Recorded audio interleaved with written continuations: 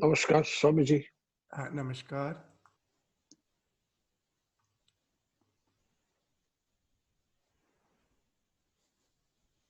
So now we will continue with our study of Swami Vivekananda's Karma Yoga.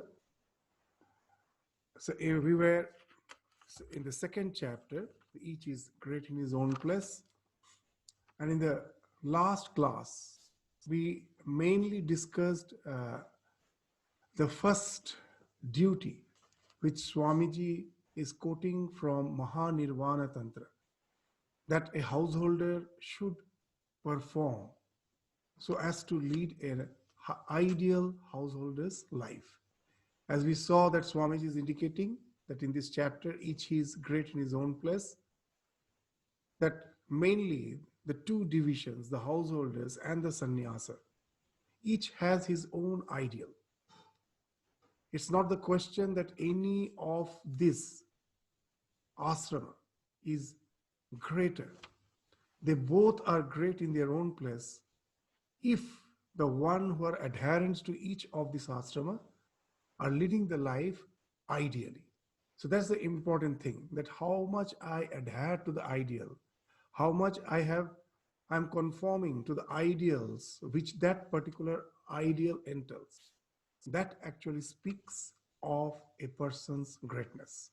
So now Swami Vivekananda, just to indicate that in no way the householder's life is something which is as if subservient to that of the life of sannyasa, that its ideal is really very high, which speaks of self-effacation. You have to efface your ego, even as a householder. But the way, the procedure which is followed is different from that of a sannyasi. But as for the ideal is concerned, as for the uh, ultimate goal is concerned, it is the effacing of the ego, effacement of the ego. In both the cases, the ways are different. So here we found that in the last class we were discussing the householder as the first duty, which Swamiji is quoting from the Mahanirvana Tantra, which describes the ideal of the duties, the ideals and the duties of a householder. The householder should be devoted to God. The knowledge of God should be his goal of life. Yet he must work constantly, perform all his duties. He must give up the fruits of his actions to God. So, as in the last class, we were indicating that unless we relate to that higher dimension of our existence, we will find that it becomes very difficult for us to deal with the challenges of life. When the life, everything is going on well, sometimes we may not feel the need for God. But when we are in a situation where we find that the problems are such that it is insurmountable, and then the one who is devoted to God, we will find, can meet the challenges of life in a more resilient manner by relating to that higher dimension of existence, which is eternal. And as a result, all the problems of life can no more overpower you. But why the problems overpower us? When we think the problem is something insurmountable, the problem is something permanent, it is all pervasive. And in life, it happens again and again. But when one who is devoted to the divine, for him always the awareness of that level of existence which he or she thinks to be the real, that's the real existence, and that is something which is eternal. God or my soul is the Satya. In our scripture, the Satya is what has been very nicely defined. That which is Trikal Avadhita. That is Satya. The one whose existence is not interrupted by any phase of time. The three phases of time, there is the past, the present, and the future. All these three phases of time, without any interruption, the thing that exists is the only truth. In that way, our present existence is a mere projection. We were born at a certain point of time. We all know we are going to die at a certain point of time. And even when we are existing, we are going through the changes. The Shada Vikara in the scripture, they speak of the 6 changes. What are the 6 changes? Jayate, Asti, Vardhate, Viparinamate, Apakshiyate, Nasti.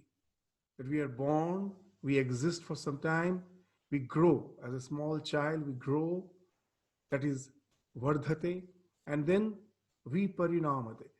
Then the time comes when the middle age, our body starts transforming. And then Apakshiyat, the decay process starts. And at last, the death is there. So this 6, even when we are existing, we are not existing as something permanent, without any change. Constant change is going on.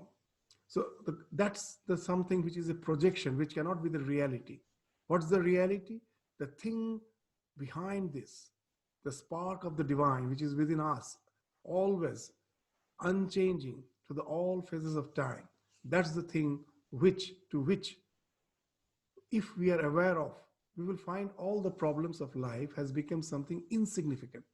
We know it's just something which will pass off. It is not going to affect the real me. And that way, it helps us to be more resilient, to be more calm, to not become too concerned. When I become too concerned, neither I am helping myself nor I can help others. You will find in the hospital, in the ICU, the one who is deterred to go in is their own relative, because their concern will be actually affecting the health of the one whom you love. So our concerns neither help me nor help the loved ones. So if I can go beyond the concern, my calmness will enable me to get more and more established in my spiritual nature. And not only that, it will be reflected in my behavior. You will be finding yourself to be more engaged in your relationships. As in the last class, we were indicating that the prema ensures. Your emotions become positive. That P stands for positive emotions. R stands for the relationship. And those relationship is not something passive. It is an engagement is there. You're totally engaged in that relationships. And there's a meaning behind it. It's not something, an infatuation. You know that it is all through all those relationships, you are actually performing the duty which you are supposed to perform as per the plan of the divine. Through you, you are the channel through which the divine is working, and he is as if through you doing the great work, the yajna, which he has introduced along with the creation. In the Bhagavad Gita, we had that idea, Sahayagya Praja Srishtva, Puravacha Prajapati. At the very beginning of the creation, it was the creation, the basic plan behind the creation was the yajna. And we are all the channels through which we are playing the different roles so that the teamwork can be done in a wonderful way. So if we have that purpose, that sense of meaning behind that, then all our love doesn't become infatuation. We know that it is the divine, it is not me who am loving. That love has been implanted in my heart by the God to take care of his creation. He is taking care of his creation through me by implanting love in my heart. There the so-called ego doesn't come into picture. So the question of all the expecting something in return immediately falls off. So when you have that type of meaning behind your love, behind your relationships, and engage in that type of relations without trying to get rid of it, then you accomplish. What is the accomplishment? You find that it has become something productive, that it is enabling others also to outgrow. So that, as Swami used to say, the entire aim of the spiritual life is Atmana Mokshartham Jagathitaya cha. I try for my liberation, but not trying to cut off myself from the entire society. That my way of proceeding towards the spiritual goal is such that as a side product, it helps the society to evolve. Maybe if it is not yet ready to evolve spiritually, at least materially. That's also not bad. Through all those material evolution, gradually they will develop. Through all the seasoning of life, they will develop that attitude that this is not all. We have to outgrow. So it's all a process of evolution. I cannot ask a kindergarten student to be just as compatible as a postgraduate student. It's a matter of evolution. Gradually, they will evolve. So the one who thinks that artha and kama is the goal, well and good. We need not despise them. Let them be helped that way. Because know it for certain, the plan of the universe is such, at last, that the big question of life has to come through the process of evolution. Only thing that artha and kama should be guided by the dharma. Otherwise, the extraneous problems will be so huge, so mountainous that it almost will be impossible for me to take care of my spiritual questions of life. It's impossible. So that's why dharma should guide my pursuit for the artha and kama. Then it will be possible at certain stage of life to really just be aware of the bigger questions of life and proceed for the moksha. So that's a wonderful plan which we find was drafted by the Vedic society. So let us progress. Let's proceed with what Swamiji is discussing by quoting from the Mahanirvana Tantra. It is the most difficult thing in this world to work and not care for the result, to help a man and never think that he ought to be grateful. As we were speaking just now, it's very difficult because the ego comes into the picture. To do some good work and at the same time never look to see whether it brings you name or fame or nothing at all. So we should remember, karma phala means this, that if I want to do the work perfectly, so you will say that is also a result. No, that result is actually which is desired. But our actions should be performance oriented. There we should never be sloth. We should have to do it perfectly, but it should not be result oriented in the sense I am not doing it for my own personal name or fame or for my personal gains, not for that. So that's the result I don't want, but I perform perfectly. So all my actions which I'm supposed to do. So look to see whether it brings you name or fame or nothing at all. So that's the thing we should be care of. Even the most arrant coward becomes brave when the world praises him. A fool can do heroic deeds when the approbation of society is upon him. But for a man to constantly do good without caring for the approbation of his fellow men is indeed the highest sacrifice man can perform. But throughout the day, I'm just silently doing what I'm supposed to do with the full love, with full affection, with the full goodwill, without expecting anything.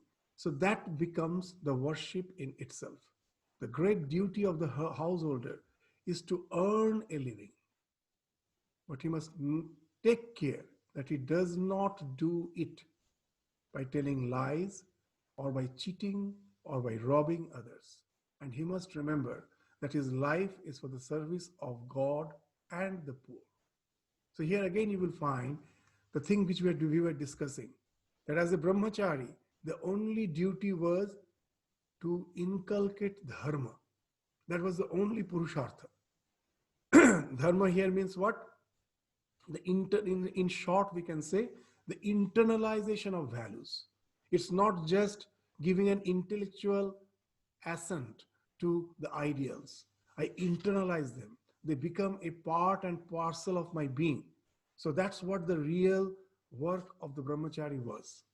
With that internalizations of the value, with that integrated personality, when you enter the householder's life, now your duty is to earn a living. Because we should remember, it is the householder is the nodal point of the entire society upon which the entire society is sustained. The other ashramas, none of them are earning. A brahmachari, a student, is not an earning member. A retired person, means the vanaprasthi or sannyasa, they are not the earning members of the society. It is the householder. Upon his income, the entire society is sustained. So it should be his foremost duty to earn for a living. He should not think that, like a recluse, I should live. He should earn for a living, but he must take care that he does not do it. Now this dharma comes into picture. That artha, kama, these are all okay for householder's life, but it should be guided by the dharma. That he should not do it by telling lies or by cheating or by robbing others. And he must remember that his life is for the service of God. So this is again important. All the actions which I am doing with the full dharma, at the same time, that awareness should be there. It is the God who is working through me. I am just a channel through which the God's bigger plan is just being materialized. So it is, my life is to just serve that purpose. So serving God in what way? Your family and of course the needy. That as Swamiji used to say, that in our olden scriptures it has been mentioned that Acharya Deva Bhava, Matri Deva Bhava, Pitri Deva Bhava. I say, very interestingly, he's saying that Daridra Deva Bhava. This is his adding that all the so-called the poor, take them as if not in a way that you are going to help them, as if God has came in the disguise of a poor. You are there to serve him. So it is the giver who should kneel down. It is not the one who is receiving. The giver should kneel down. It is with a prayerful attitude. It is with a sense of worship. He should help them, knowing it very well. The serving the poor is nothing but serving the God in man. So see, these are the ideas which Swamiji is saying, how nicely it resonates our scriptures. It is here he's quoting from the Mahanirvana Tantra. So there also the same thing is mentioned. Knowing that mother and father are the visible representatives of God, the householder always and by all means must please them. If the mother is pleased and the father, God is pleased with that man. The child is really a good child who never speaks harsh words to his parents. So these are the things sometimes in the modern society, in the name of freedom, we don't give much importance to. Nowadays in the schools, the way the students behave with the teachers. And the teachers are almost helpless because sometimes they find nothing can be told to the students because the present social norm is such. But we forget the student, when is allowed to behave in an irresponsible way, when he grows up, when he will be working, suddenly in one day he cannot change himself. He feels like speaking something to the boss because he was angry on him. And if he does that, most probably his job will be in danger, in peril. But he has not learned to have that patience, to keep his calmness in all situations of life, to deal with others in a considerate way, because in an irresponsible way he was or she was allowed to behave with his parents, with his teachers. So what has happened? Now his condition has become like that Aesop's fables, that fox. The story is a very interesting story. A fox one day fell in the blue dye. And now it became that blue. It was totally tinged with that blue color. So when it came out from that blue dye, the entire forest thought it to be some new animal. And it must be something, a great creature. And they all decided to declare him to be their king. And the fox made it a point that I shouldn't howl. If I howl, then I will be caught. It's really enjoyable to enjoy this reputation as a king. And it tried its best. For a few days, it kept silent. And at last, one day, it couldn't. It howled, and immediately all the fox resonated by howling. And immediately he was found out what he really was, that fox was. So the story becomes true in our day-to-day life. That We were never, as a child, we never gave importance to that behavior. It was quite okay. That we just thought that the studies are the main thing. So they got the good grades, good job also most probably they got with it. So that's in the modern days they say that you will be hired for your hard skills but fired for your lack of soft skills. So that's what happens when in the school, in the college, in our home, in the name of giving the freedom to the children to behave as they like, it results at last, it actually harms them because they have not gathered those soft skills. So it's something which is something very essential. And that's the thing we will find even the Mahanirvana Tantra, they're saying that behaving with the mother and father is not something as a duty. Even God is pleased with them. How God is pleased with them? By just creating your destiny, the soft skills you're developing. So in future, you will find in any field of life, you are a success. Your pleasing behavior is something which counts about 90%. Your hard skills just will be accounting for 10 to 20%. 80% it is your soft skills that will be the thing which will be deciding your course in life, and that we have not taken care of. So that's the thing in the scriptures we find that it is given a lot of importance, that know them to be the this veritable manifestation of the divine, the one who has become the channel of this body, the one who is nourishing me. We should relate to them with a sense of gratitude. That sense of gratitude should always be there, and it should be taught to the children. And that's the thing which is being mentioned in the Mahanirvana Tantra. That with gratitude, let us relate to the entire creation. For my life, I am grateful to the entire creation. As a child, I was born as a helpless child. Nothing I could do except crying. Nothing. And all the other things were taken care of by my parents.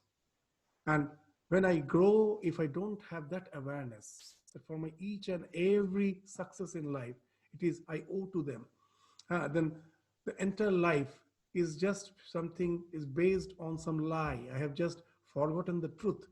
So that life can never be of any, what you said, of, that life can never be in any way productive. And that's the thing which Mahanirvana Tantra is indicating.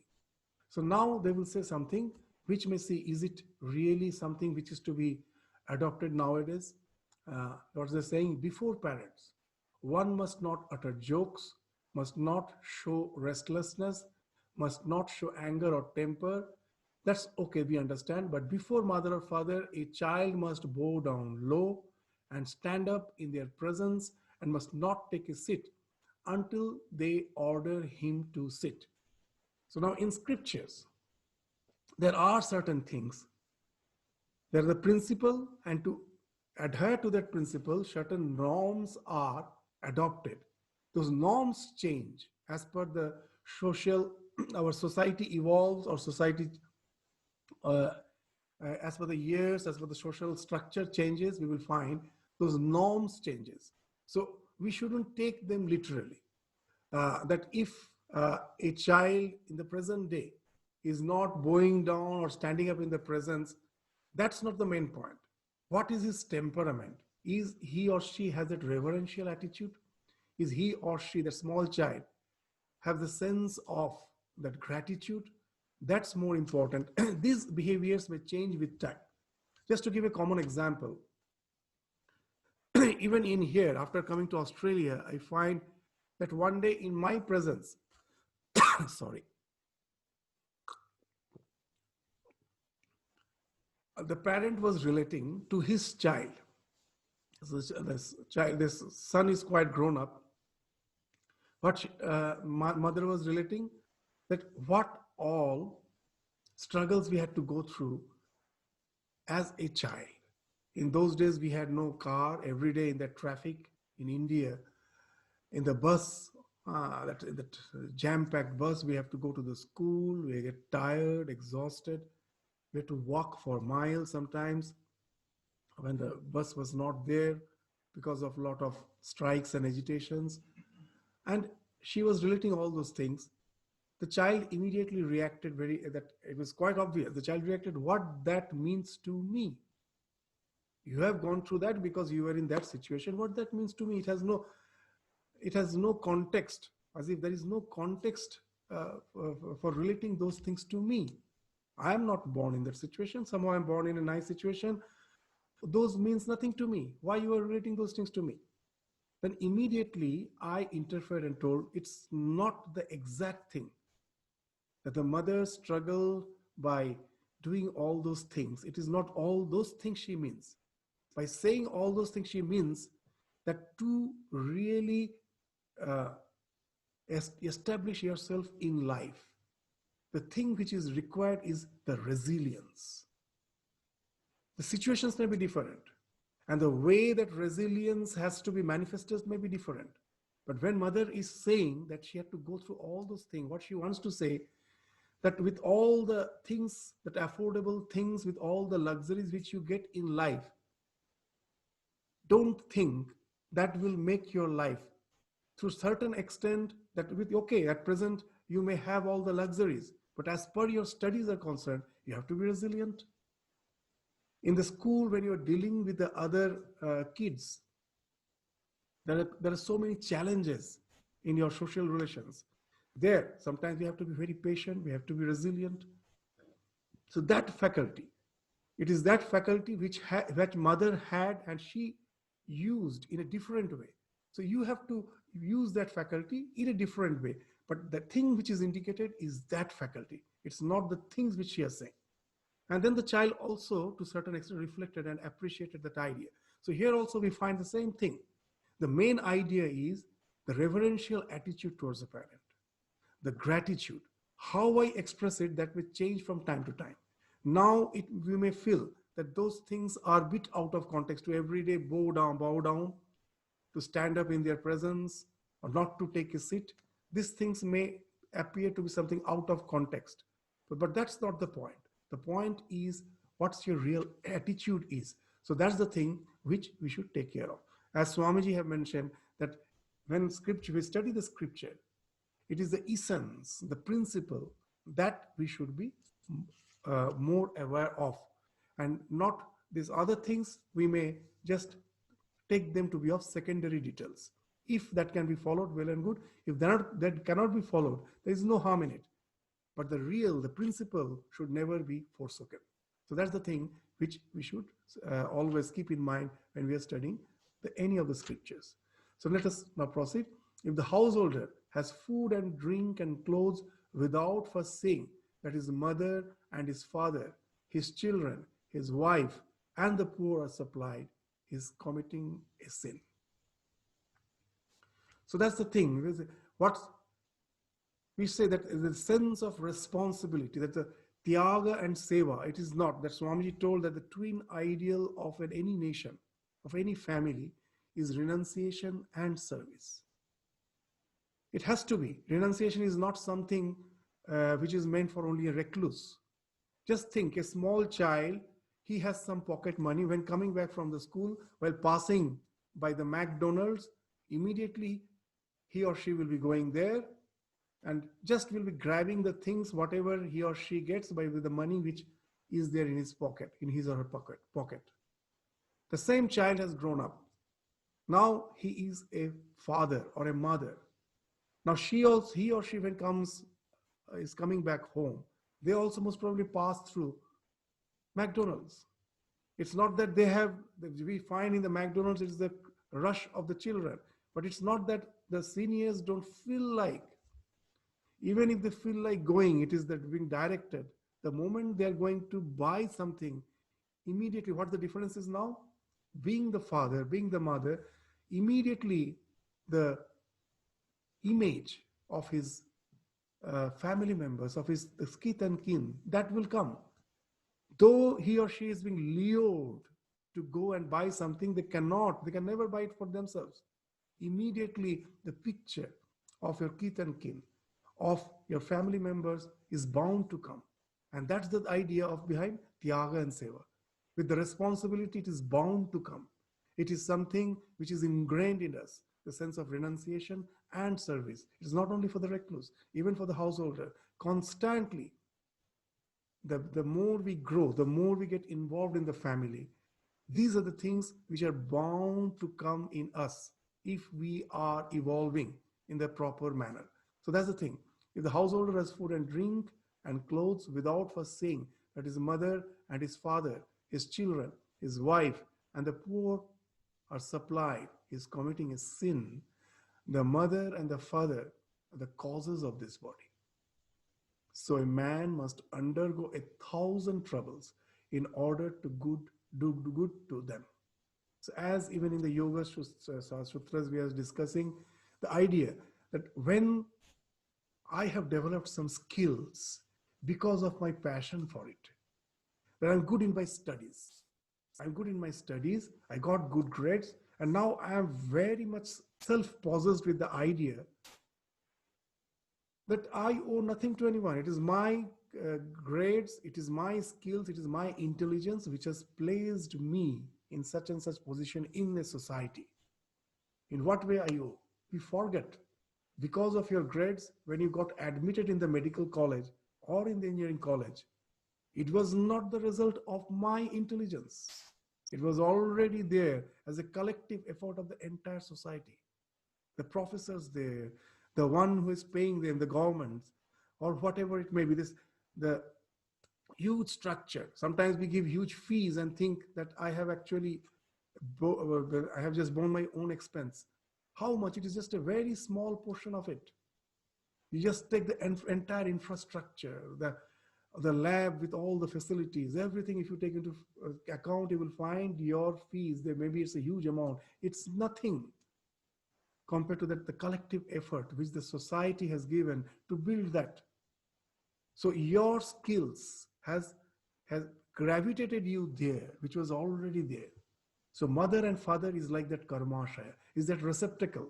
Yes, most probably I had some good samskara, good impressions, that good, I have done some good karma.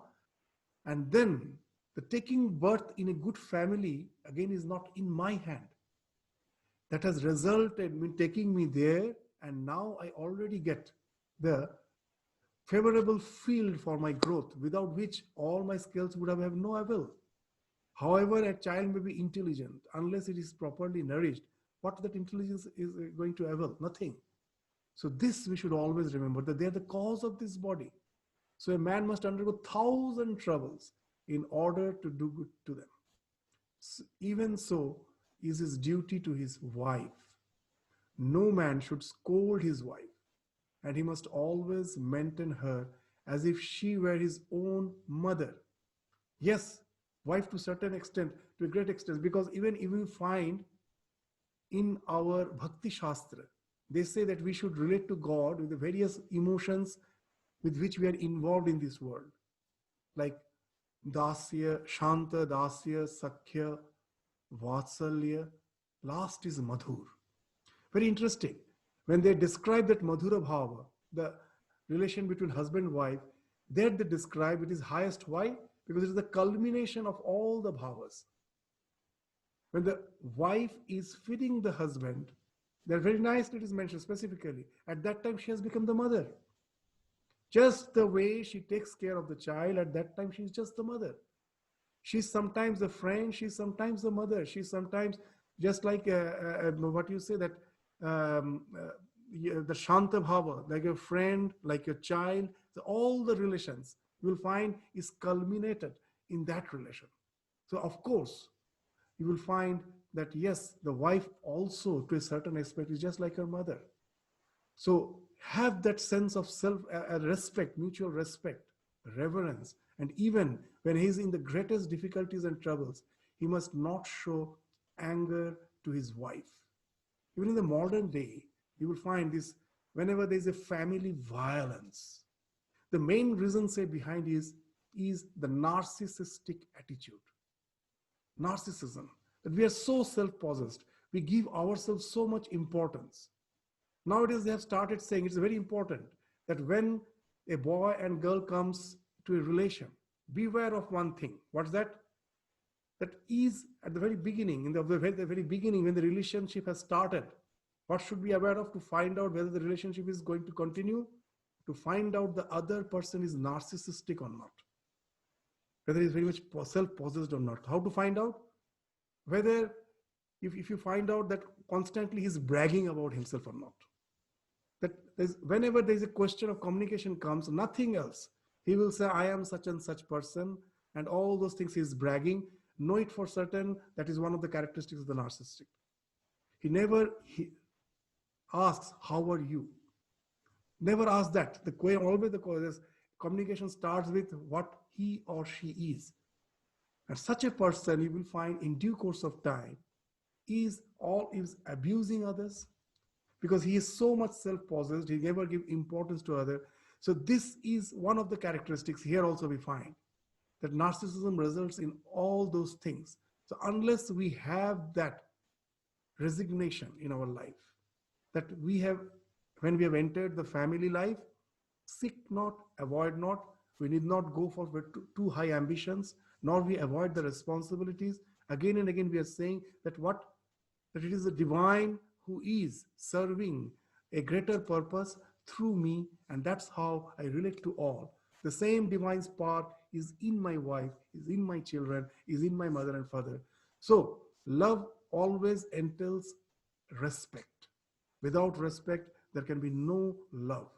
If you just, when we read to the life of we read the life of Ramakrishna, Holy Mother, they never led a householder's life in an ordinary sense. They never became the biological mother and father. But the life they're leading is wonderful. What a tremendous respect they have for each other. That's something we find is highly exemplary. The tremendous respect. Each is acknowledging the divine spark within the other, the divinity within the other, and how nicely, how wonderfully that they are relating to each other. That's the ideal. It's not just leading a life with the passions. That speaks of a married life. That real love is found in how much respect we are showing to each other, how much caring to each other, and that's the thing, how nicely is been indicated. Here we find in this Mahanirvana Tantra. So even so, his duty to his wife, no man should scold his wife, and he must always maintain her as if she were his own mother. And even when he's in the greatest difficulties and troubles, he must not show anger to his wife. He who thinks of another woman besides his wife, if he touches her even with his mind, that man goes to dark hell. So these ideals nowadays sometimes we find as if no one is following. That okay, when you find that in the present society it has become a norm, that I find that is okay, the old relation is not working, we go and it's quite okay. But we forgot one thing. For all the, in all the relationships, in all our relationships, what to speak of relationship? In our day-to-day life, just think of a soldier who has, before getting the job, taken some vows that even I'm ready to give my life for the country.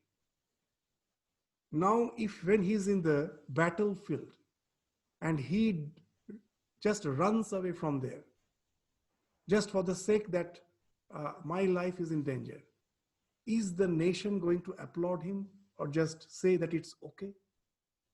No. In the cricket field, anywhere, when you are in some game, there also you vow for your team. And if you do something which speaks of match fixing, is anyone going to applaud you? No. Everywhere we give so much importance to that vow, not just to the passion. The emotion should be guided by that vow. A doctor takes the Hippocratic Oath that his passion for the medical science should be guided by some principles. But somehow we find when it comes to this most important relationship, in the present day we have become so casual that it is not our emotions that should guide our life. Then what's the difference between a human being and an animal? An animal and a human being, there's a basic difference is that any other animal doesn't have that faculty to guide their emotions with their willpower. They don't have that faculty. We as a human being have that faculty. We can guide our emotions with will. Love is actually an emotion which is guided by the will. Otherwise, it's no love at all. It's a mere passion. And the more we can do that, the more integrated we are. It's not the question of good and bad. We all find the result of it. At last, by giving too much importance to our emotions, to our passions, and shadowing our will, for the temporarily it appears to be everything pleasant. But in all the cases, you will find what has happened. It has resulted in all sorts of turmoils, all sorts of complications. Why? It can never, because it's a general rule that anything which appears to be pleasant ultimately is not going to be pleasant. It's just like a sugar coated quinine. As a human being, if we don't use the human faculties which we have, it is we who have to suffer. And that's the thing the scripture is very plainly saying.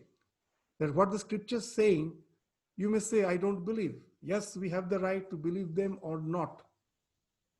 We may say, I don't believe the scriptures. It is just like saying, I don't believe in gravitation. If you jump out of a 20-story building from the 20th floor of a multi-story building, just saying that I don't believe in gravitation, you're not going to fly. Gravitation, whether you believe or not, is there, and it is going to act on you. It will just simply have a nasty fall, and it is going to be fatal.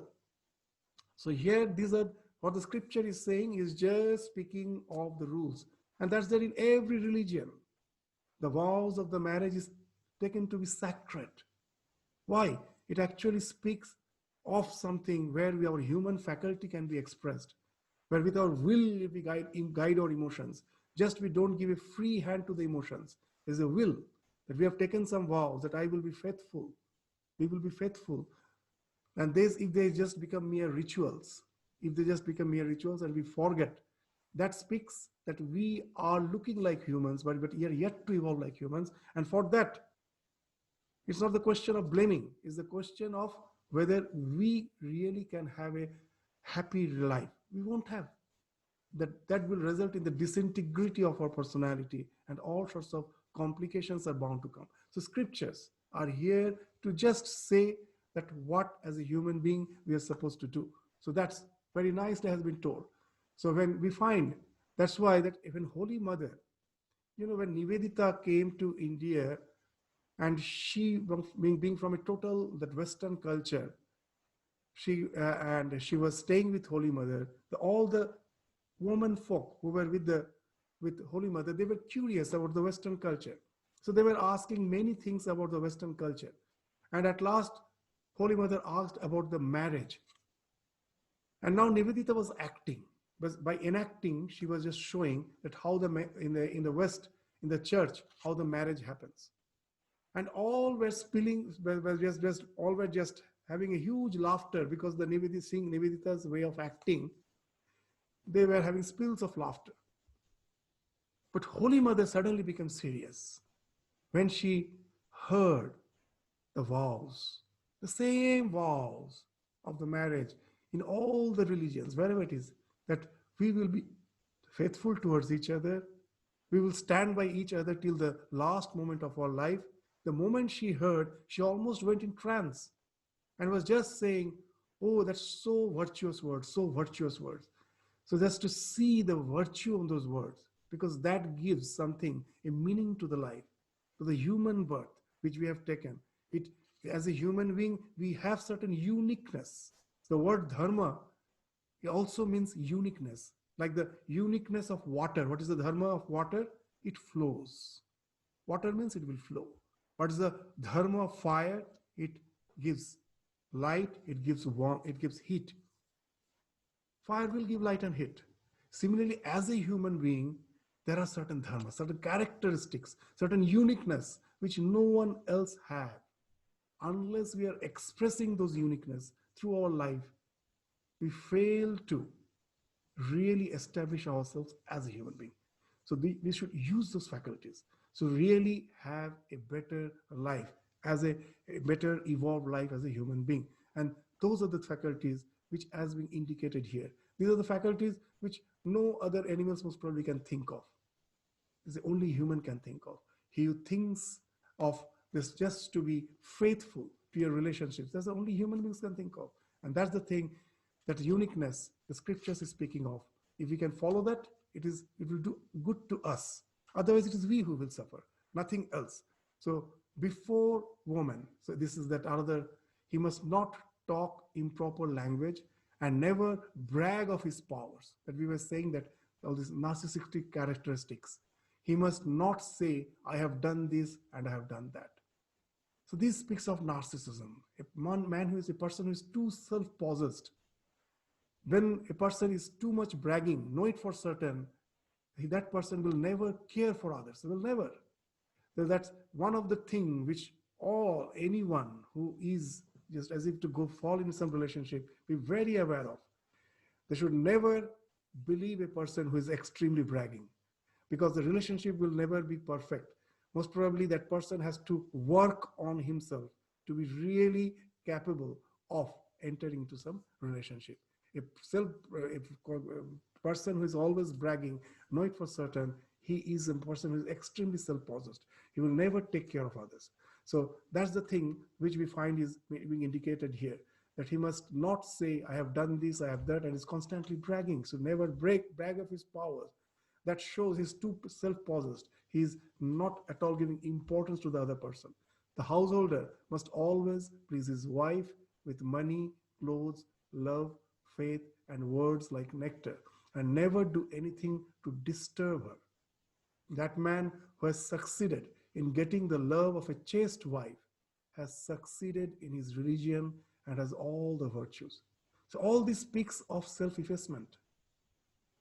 It is not me, it is you who is of more importance. That I always am ready. I'm always ready to eclipse myself and give you the importance. So that actually speaks of self-effacement. The only religion is self-effacement, nothing else.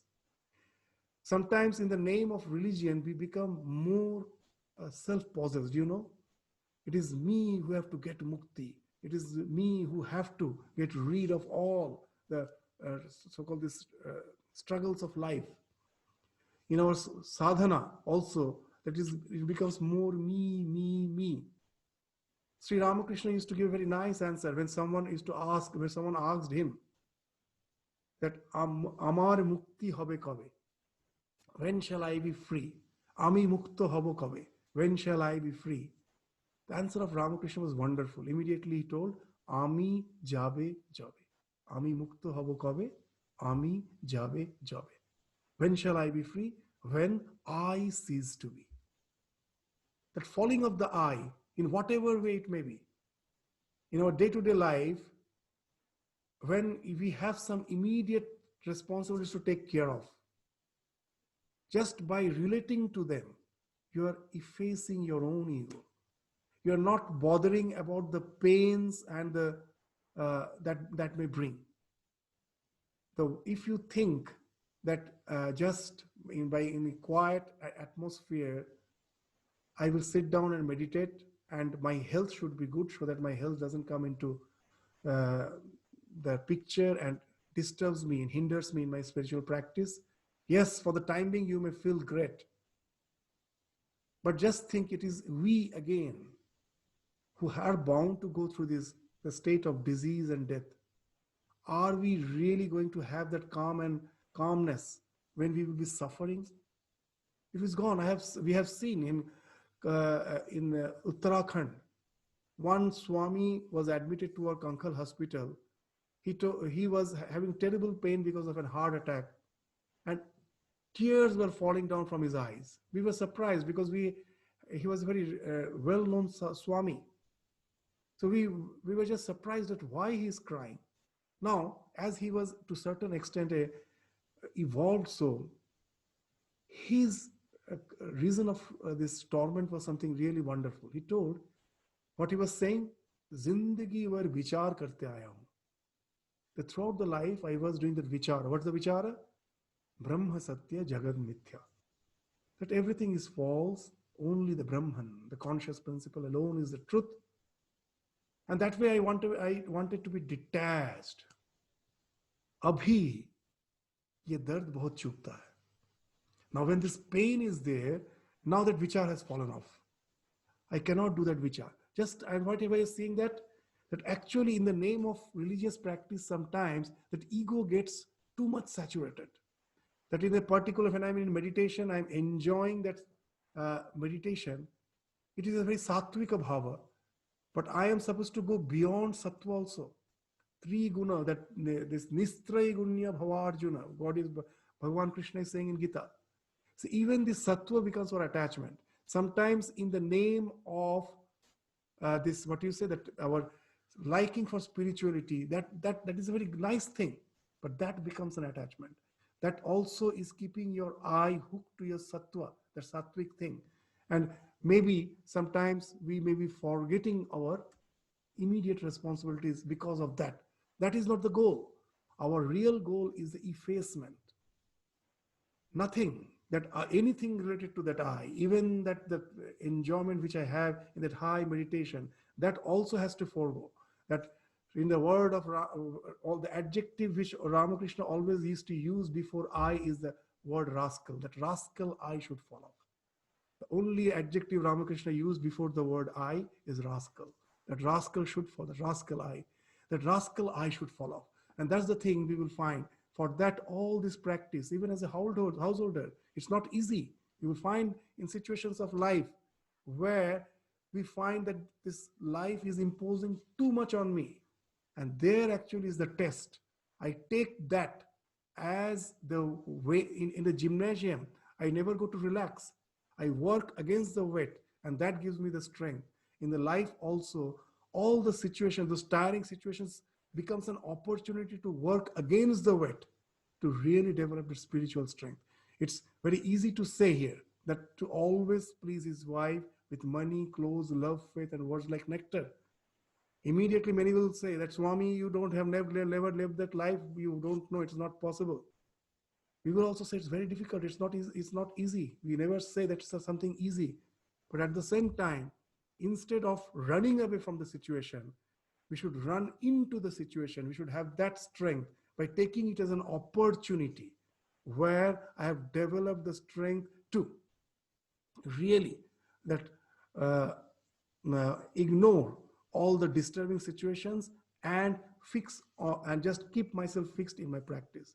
There are so many stories. One Swami, a monk, was sitting by the bank of a river, was trying to save one scorpion which has fallen in the water. Again and again, the monk was extending its hand so that the scorpion gets up on it. And the scorpion, the drowning scorpion, again and again, the moment it got into the hand, just climbed into the hand, it stung. It immediately stings.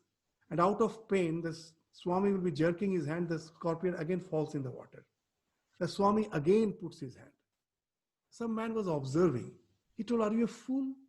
You're trying to save the scorpion that way? Don't you see? It's again and again stinging you.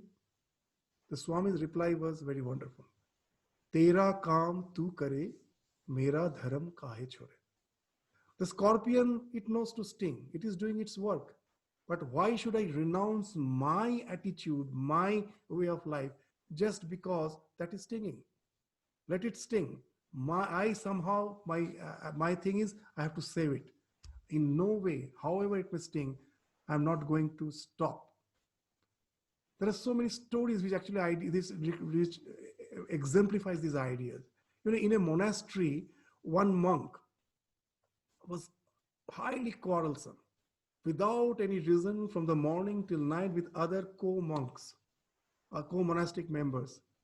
He will develop some quarrel and will just have a constantly fighting with them. All were highly disturbed, agitated. That what type of fellow he is. Now one day that monk from the morning started just abusing all, and at last told, it is so difficult to stay with you, I leave. And he himself left. No one told him to leave, he left.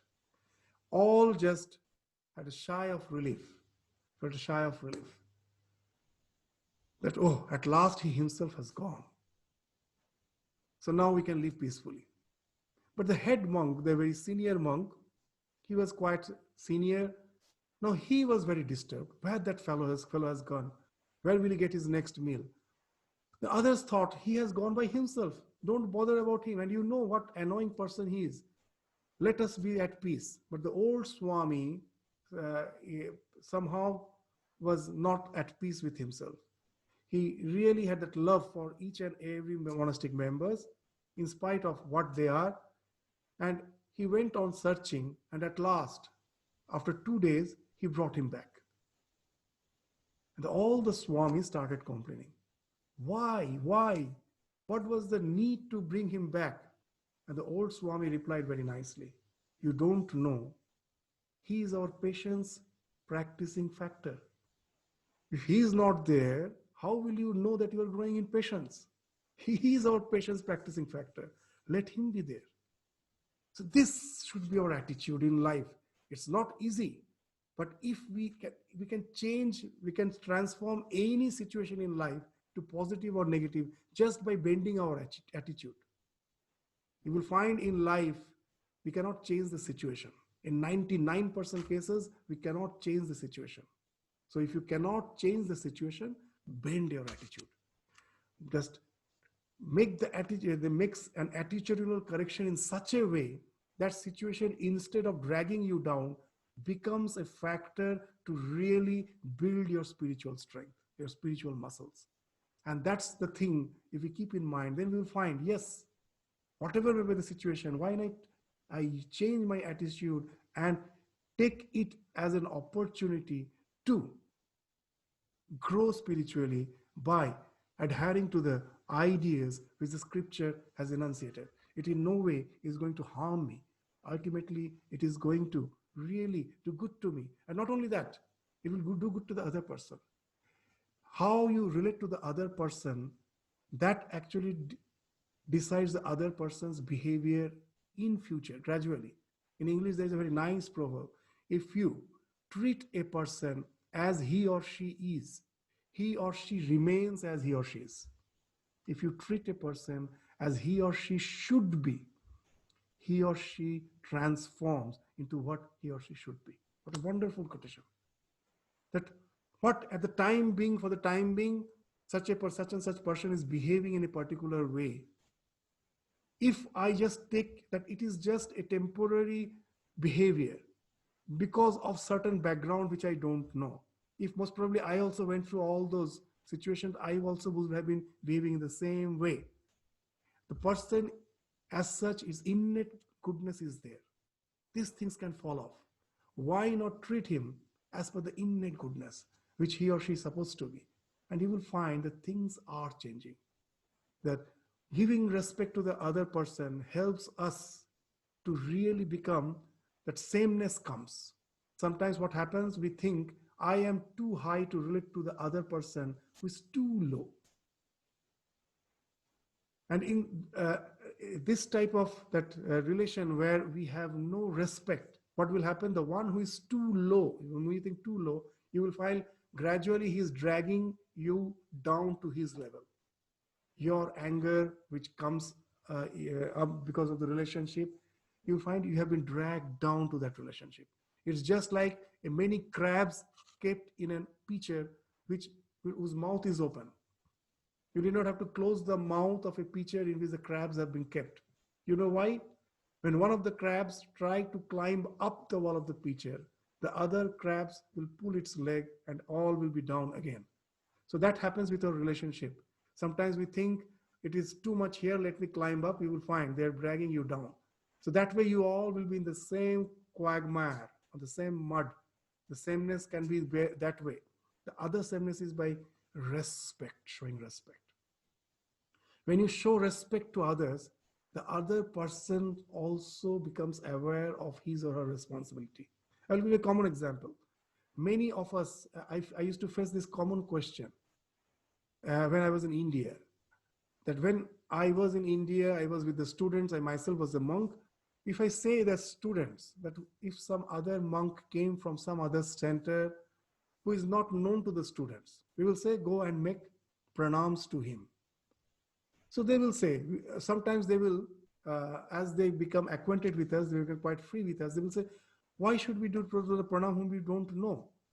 He's wearing a ochre cloth, that is okay, but that doesn't entail that he's a great man. He may be a person of questionable character. Then why should I do pranams?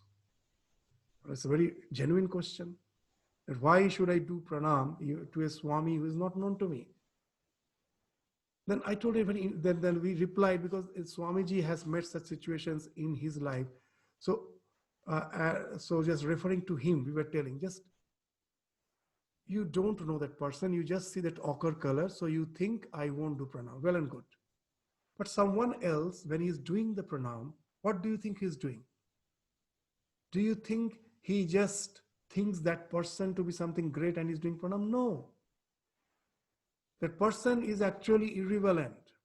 The dress which he's wearing immediately brings the sense of the ideal of renunciation in his mind. Oh, the renunciation is a great thing. Immediately that dress becomes the sparking plug to culture that ideal of renunciation. And he bows down not to the person, to that ideal. That person is just the context there. You know, in the life of Chaitanya Mahaprabhu, a very nice incident is there. One day he was walking down the street, and from the opposite side, a washerman was coming with a donkey. Its donkey, which was carrying on its back, there was a huge load of ochre cloths. There were piles of ochre cloths, most probably in some monastery. From some monastery, the washerman got the clothes for cleaning, and after cleaning, he's going back. So there were a pile of these ochre colored clothes on the back of the donkey, and the washerman was just by the side. And Chaitanya Mahaprabhu suddenly, seeing that donkey, fell flat on the street. It's not the donkey.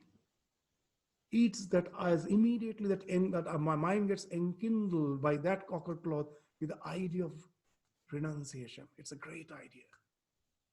So when you do that, you are showing respect to the idea, you are culturing that ideal. What you culture, that you become.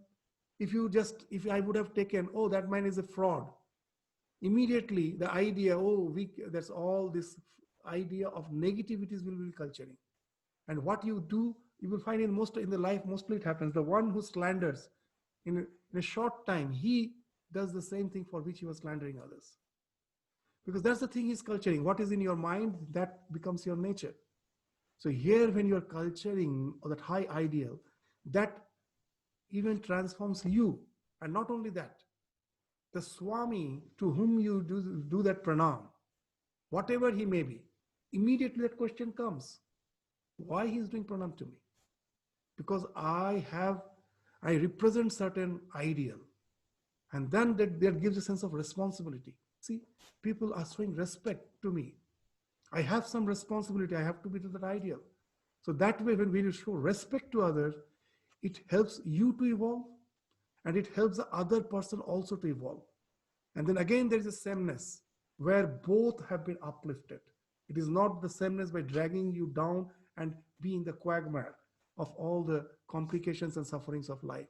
It's in the sameness where we have both evolved to higher and higher rungs of spirituality. And that's why this respect in all situations, dealing others with the way that how that person should be, and taking that into account, I relate through respect, then immediately you will find that things are changing. So it is not very easy. In this life, very nicely in the Bhagavad Gita it has been distinguished. What is the difference between Sattvic Sukha and what is the difference between the Rajasic and Rajasic Sukha? The Rajasic Sukha is that at the beginning it gives happiness, at ends it ends with all suffering. That's Rajasic. And what is Sattvic Sukha? At the beginning you have to work on it. It gives a lot of pain, but it ends up with tremendous happiness. So these are the things which speaks, if you really can practice, it will end in that Sattvic Sukha. So that's the thing which is being indicated. So we are now off the time. I think I have already crossed the time. I haven't noticed. Sorry for that. So we will continue with the other aspects which has been spoken of as the ideal of the householder's life in the Mahanirvana Tantra. So we'll continue again in the next class. With this, we stop our discussion today. Namaskar. Thank you, Swamiji. Namaskar. Namaskar. Namaskar. Thank you, Swamiji. Very good. Yeah, namaskar. Namaskar. Thank you. Pranam Neven Swamiji. Ha, namaskar. Hariam Swamiji. Ha, namaskar.